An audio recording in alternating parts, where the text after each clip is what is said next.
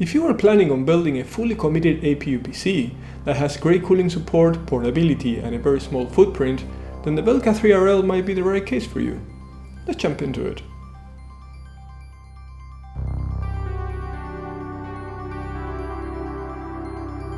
Most people who have been in the market for a small form factor desktop computer have most likely stumbled upon a model from Velcase.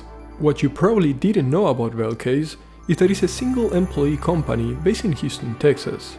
It's run by a guy who, unhappy with the mainstream consumer-grade ITX cases, decided to take matters into his own hands. After only 2 years in the business of manufacturing PC cases, their popularity has gone through the roof thanks to the success of his tiniest product to date, the Velka 3.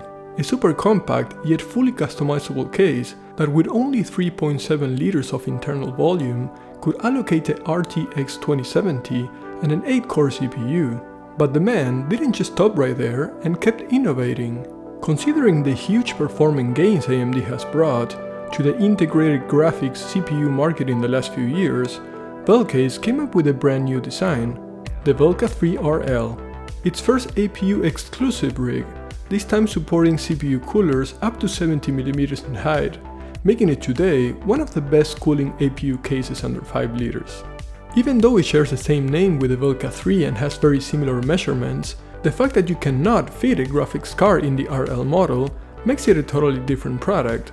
With 4.4 liters of external volume, it's just 11% bigger than its predecessor, and also fits ITX motherboards only.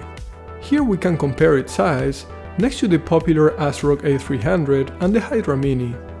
It's built entirely in power-coated 1.5mm aluminum, both exterior and interior, weighing only 0.7 kilos. That, and no GPU, makes it a very lightweight portable system. Fit and finish are almost excellent. The corners and the ends are really well done, same as the perforations on the sides and top, giving it a premium look. The case is $80, so it's nice to see this attention to detail.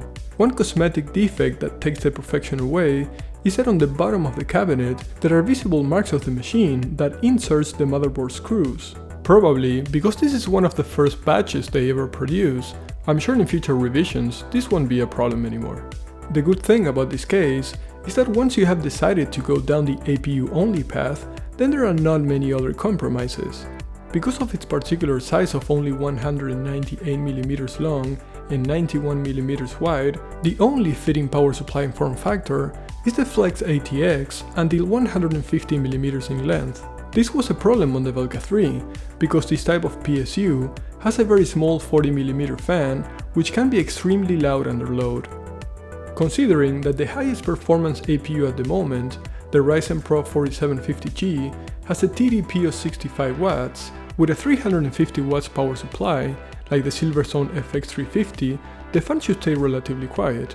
According to Silverstone, and I quote, "If your system draws less than 35% of this PSU capacity, which is around 120 watts, the fan should spin down low enough to be reasonably quiet. We'll see about that in our noise test." The good thing about this power supply is that it's widely available in online retailers like Amazon and has a very decent price. There is also a new 500 watts version, and Velcase sells an excellent enhance of 600 watts if you want to go all in. I will share the links in the video description, plus some good other models from Enhance and FSP. The building process is extremely simple and it only takes a couple minutes. That is perhaps the biggest difference with the non-RL model, which is known for being a quite complicated build.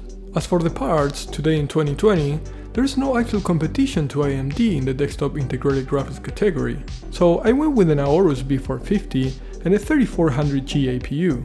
Having 70mm CPU fan clearance give us great options like the Alpenfon Black Ridge with a 120mm fan on top, also the Noctua L12S or the Scythe Big Shuriken 3. I had great results using the Black Ridge in previous builds, so I went for that one. I would have loved to try the cooling performance with an 8-core chip from the latest Ryzen 4000G series, because they have a pretty good overclock headroom. Unfortunately, they're not available to purchase from regular EU retailers. AMD decided to target the OEM pre-built market with those chips, so they are only available for partners like Lenovo, Dell and HP, which is fine, probably a great business move. Anyways, the 3400G and the 4650G have the same TDP, so temperatures will be relatively similar. For this build, I also use an NVMe drive and 16GB of DDR4 memory. What I wanted to test first after completing the build was how loud that little 40mm fan was, so let's hear it.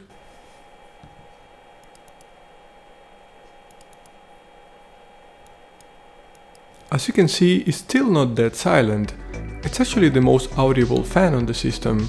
I think that for some people it will be totally fine, but for those who prioritize quietness when building a PC, you might want to consider other higher wattage models. Regarding the system temperatures, the Black Bridge is total overkill. After running a few passes of Cinebench, it only reached 82 degrees, and following half an hour of gaming, temperatures were below 60 degrees. And that's with the fans on silent mode, so there's plenty of headroom for future beefier chips. Before drawing any conclusions, let's talk about two drawbacks: availability and price. These cases are hard to get. I was lucky enough to snatch one out of the first batch back in August, but they're usually out of stock. The next lot will be coming out in January, but same as with the Velka 3, they usually sell out rather fast, pretty much like every other PC component nowadays. As we stated before, the price per unit is $80 plus shipping, which is around $10 if you live in the US. Not bad at all. If you live someplace else, then it's a different story. The shipping fees to other parts of the globe are quite expensive, sometimes close to the total value of the case itself. The fees for shipping to Brazil, for example, are $69, to Australia $55, and to the EU it varies between $48 and $72. Many of those countries have custom fees around $35, which in some cases takes the case close to the $190 mark.